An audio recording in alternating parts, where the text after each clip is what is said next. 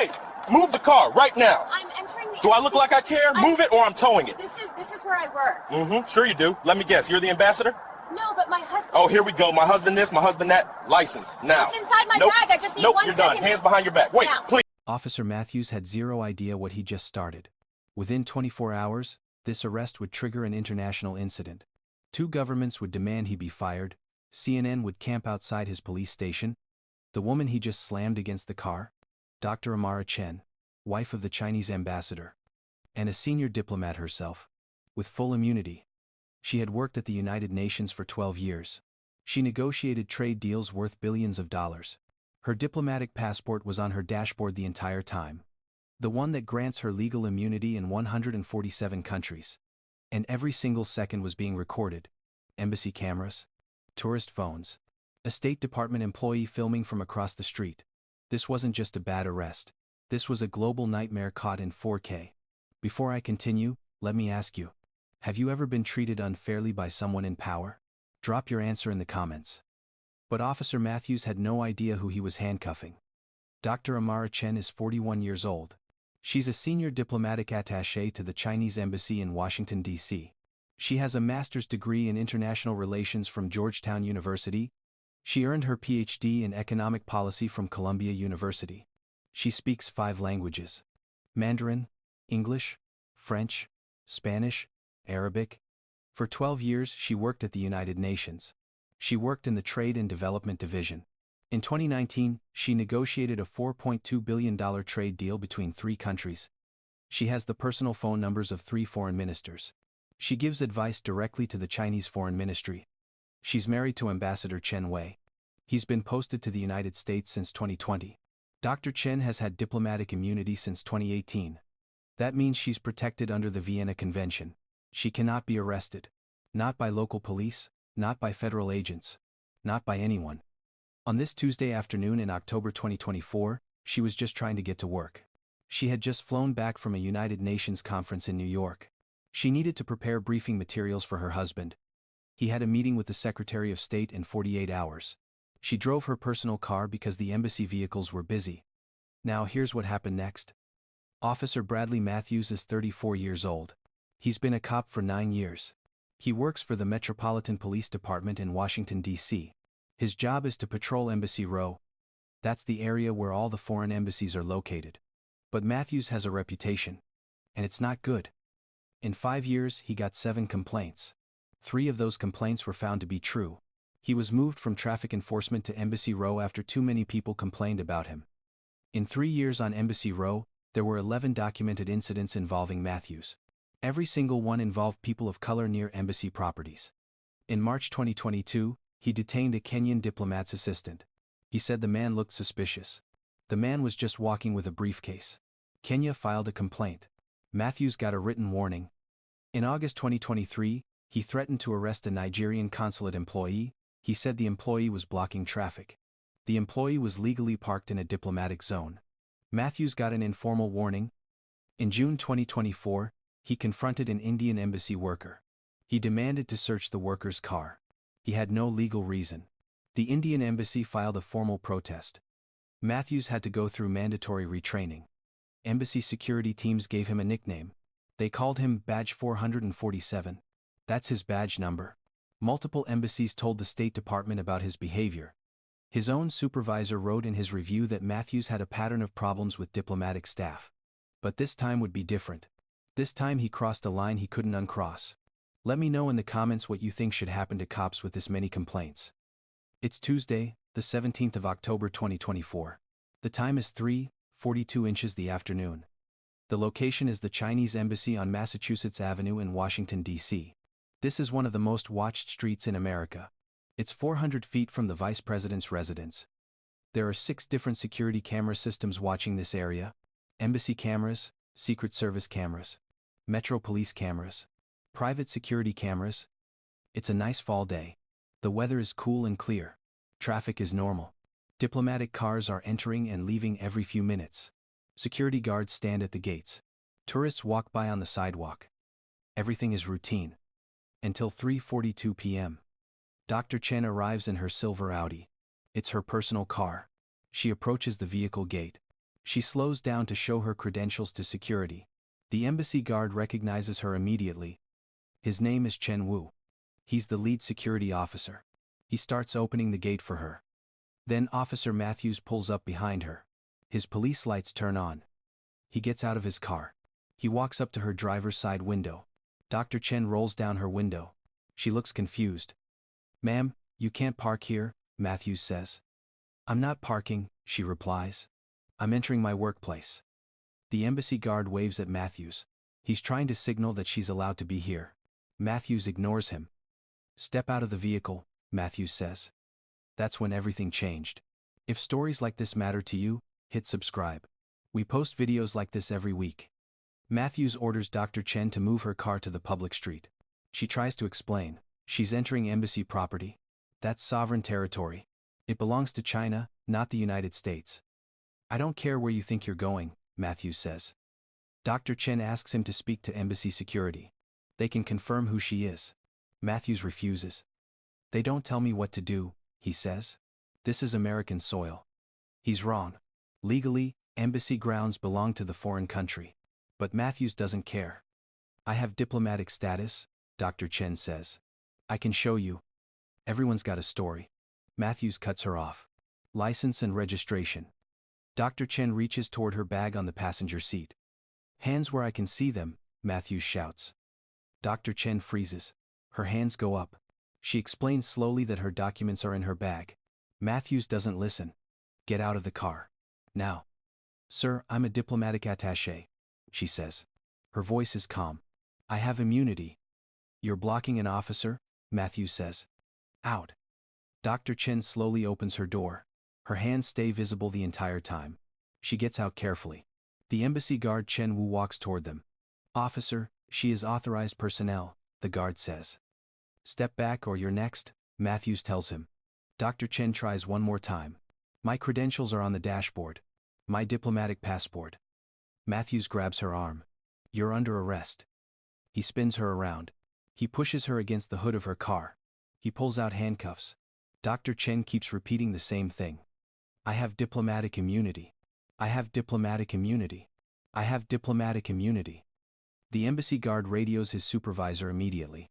A tourist pulls out her phone and starts recording. A man in a car stops and starts filming too. He works for the State Department.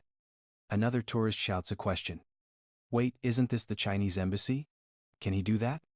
Matthews puts the handcuffs on Dr. Chen. She's pressed against her car hood. Her voice stays calm but firm. "You are making a serious mistake," she says. Embassy guards stand behind the gate. They can see everything. But they can't physically stop Matthews. If they touch him, it could be considered an act of war. So they watch. They record. They call for help. 10 minutes later, everything would fall apart for Officer Matthews. 60 seconds after the first radio call, the embassy supervisor arrives. His name is Li Wei. He sees Dr. Chen in handcuffs. He immediately calls the embassy legal office. The time is now 3:45 p.m. The legal office makes 3 phone calls at the same time, one to the State Department, one to the Chinese Foreign Ministry, one to the Metro Police Chief. Li Wei walks up to Matthews. "That is Dr. Amara Chen," he says. "She is a senior diplomatic attaché. She has full immunity." "I don't care who she says she is," Matthews replies. "Her diplomatic passport is on the dashboard," Li Wei says. "You can see it." Matthews looks through the windshield. There it is. A burgundy passport with a gold seal. The kind that only diplomats carry. "Doesn't matter," Matthews says. "She was blocking." "I was entering my workplace," Dr. Chen says. Her voice is still calm. "You have no right to arrest diplomatic personnel." A woman walks up. Her name is Sarah Morton. She works for the State Department. "Officer, I work at State," she says. She shows her government ID. She's telling the truth. "You need to check her credentials." "Ma'am, stay back," Matthews tells her. The tourist who's been filming speaks up. His name is James Rodriguez. "I've got everything on video," he says. He didn't check anything.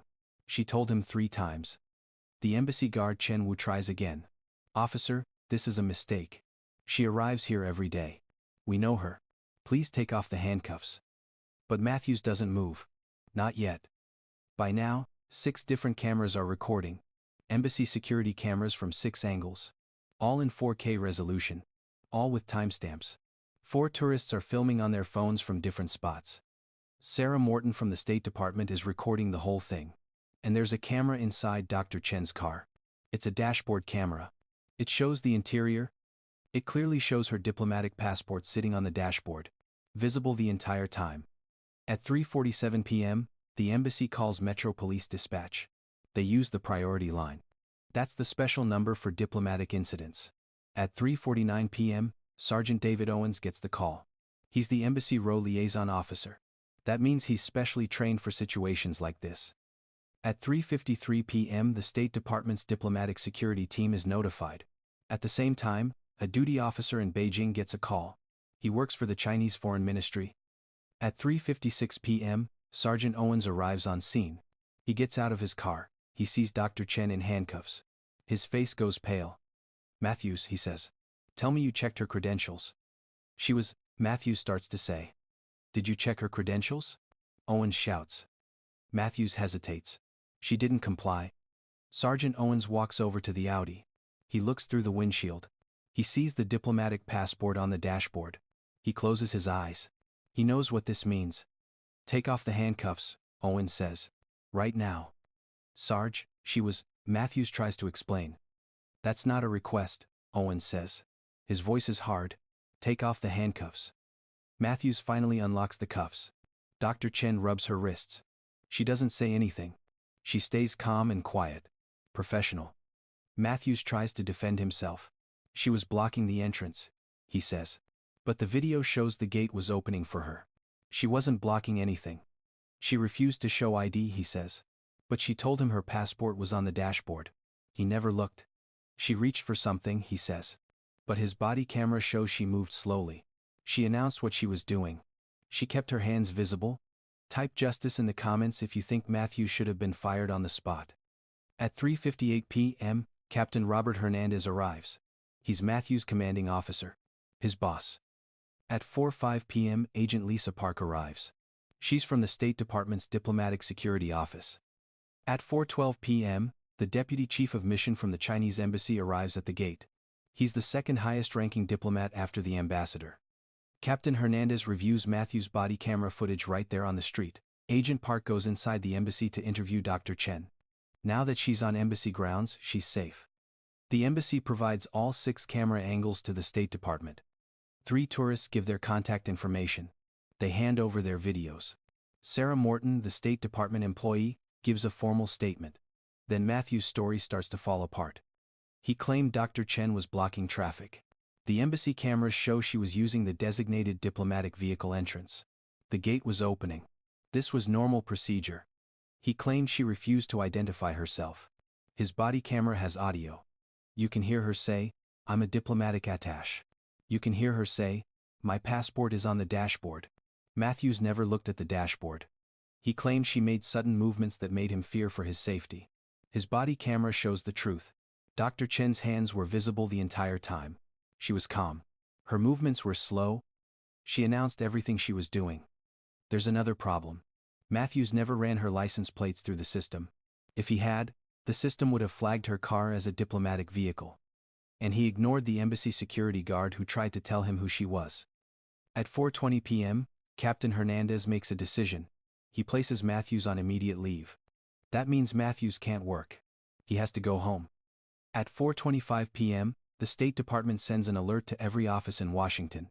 The message says, "Diplomatic immunity violation on Embassy Row." At 4:40 p.m., the Metro Police Chief calls the Chinese Embassy. He gives a verbal apology. At 5:15 p.m., Matthews has to go to the police station. He turns in his badge. He turns in his gun. Matthews tries to defend himself. "I was just doing my job," he says. "She should have followed my orders." He tells Sergeant Owens, "So what? Diplomats can do whatever they want?" He tells Captain Hernandez, "I've been a cop for 9 years. This is one mistake." Captain Hernandez looks at him. "This isn't a mistake," he says. "This is a violation of international law. On camera. At an embassy. You ignored her 3 times when she told you she had immunity." Inside the embassy, Dr. Chen stays professional. She gives a statement to the embassy legal team. They offer to have a doctor check her. She says no. She's not injured. but she asks for a full report. She wants it sent to the foreign ministry in Beijing. The embassy security team talks about what happened. Li Wei, the supervisor, says something important. We've been worried about him for months. Sarah Morton, the State Department employee, gives her statement. She criticizes Matthews directly. She says he has a pattern of targeting diplomats of color. But this was just the beginning. Within an hour, the video was online. And that's when things got much worse for Matthews. If you haven't subscribed yet, do it now. We're going to keep telling these stories. At 5:47 p.m., tourist James Rodriguez uploads his video to Twitter. It's 2 minutes long. His caption says, "Cop arrests diplomat at Chinese embassy gate. She told him 3 times she has immunity." By 6:15 p.m., the video has 12,000 views and 400 retweets. By 6:45 p.m., it's at 89,000 views. Activist accounts are sharing it. At 7:30 p.m., a Washington Post reporter contacts Rodriguez. She wants the original footage. At 8 p.m., every local news station in D.C. leads with the story. The headline is, "MPD officer arrests diplomat outside embassy." By 9:15 p.m., the video has 500,000 views on Twitter. It's spreading to Instagram and TikTok. At 10:30 p.m., CNN runs a segment. The title is, "International Incident on Embassy Row." By midnight, the video has 2.3 million views across all platforms. It's trending number 1 in Washington, D.C. It's trending number 4 in the entire country. By Wednesday morning, international news is covering it.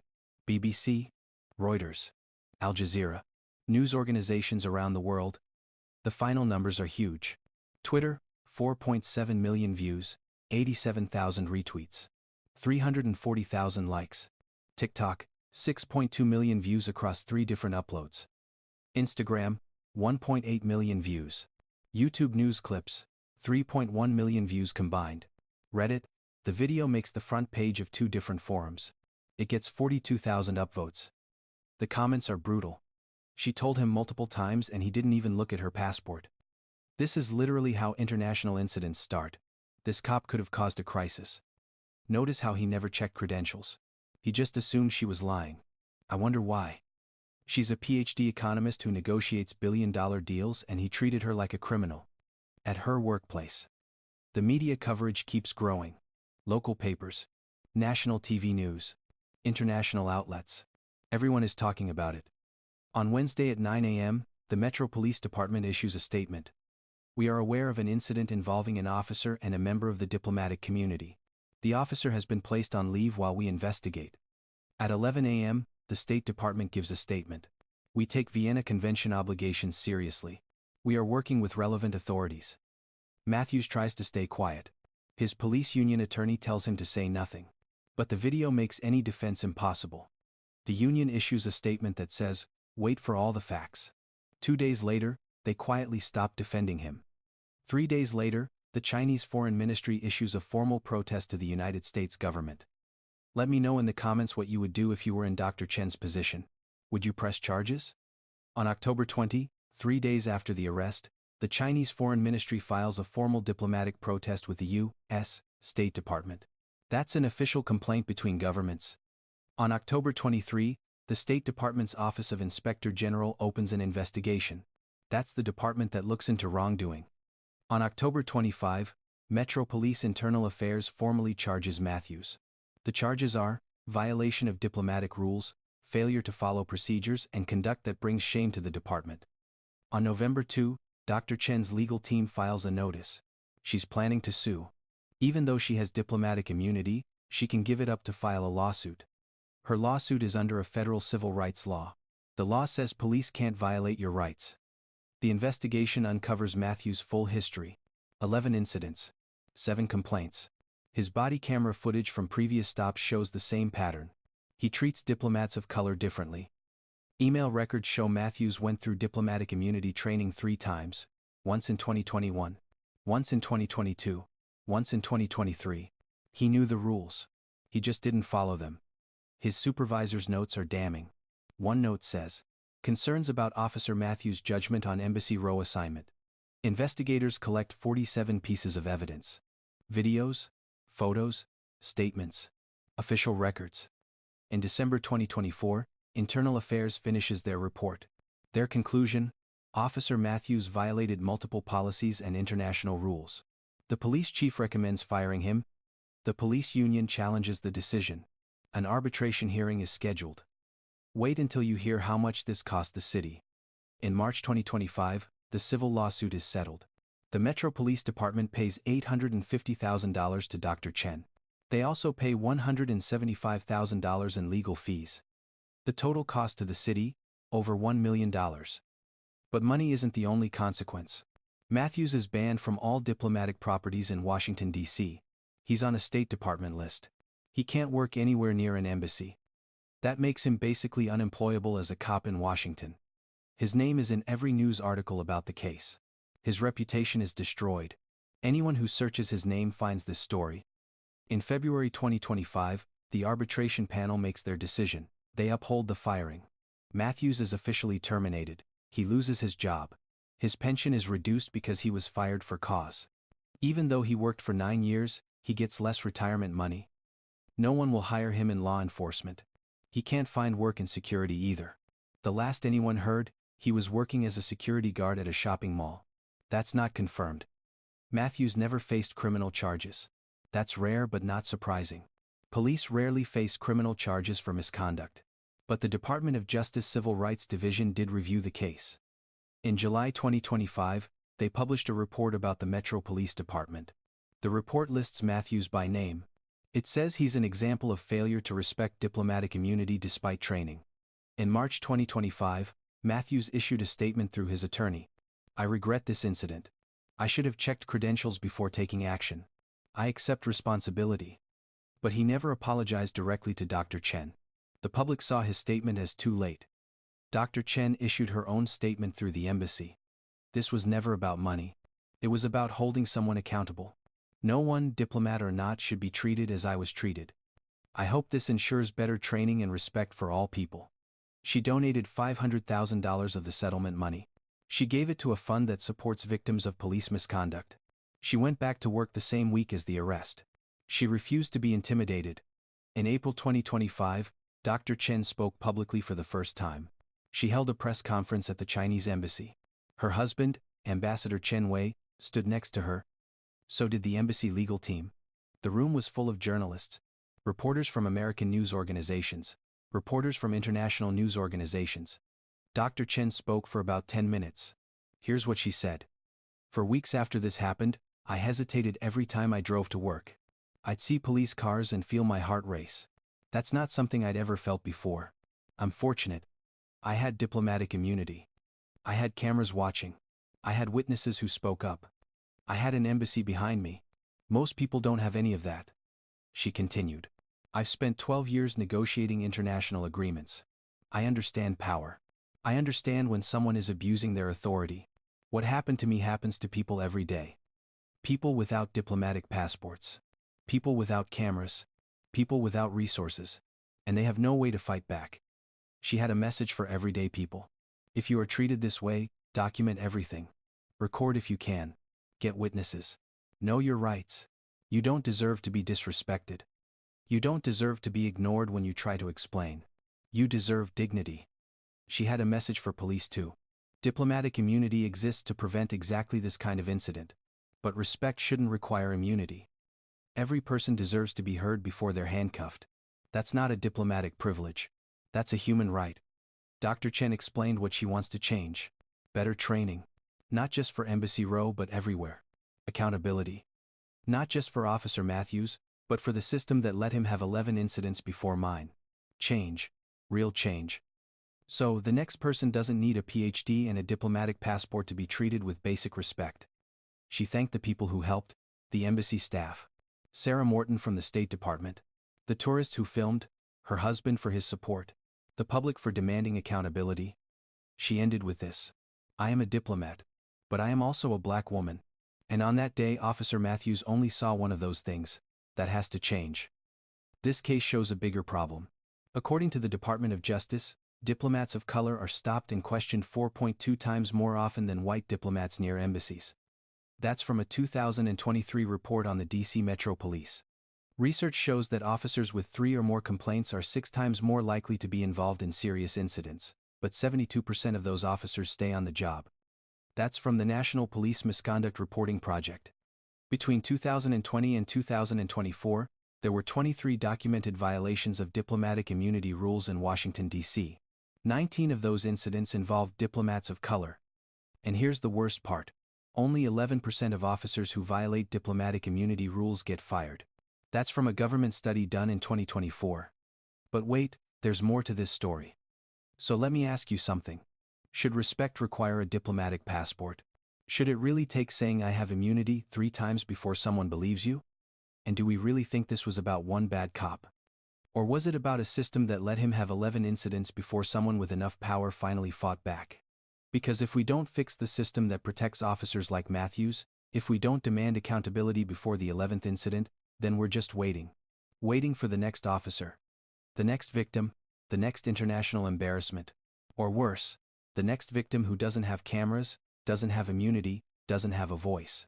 Comment below if you believe police should face the same consequences as regular people when they break the law. If you think stories like this matter, hit that subscribe button right now. We're going to keep exposing these patterns. We're going to keep demanding better. We're going to keep fighting for accountability, for respect, for a system where you don't need a PhD to be treated like a human being.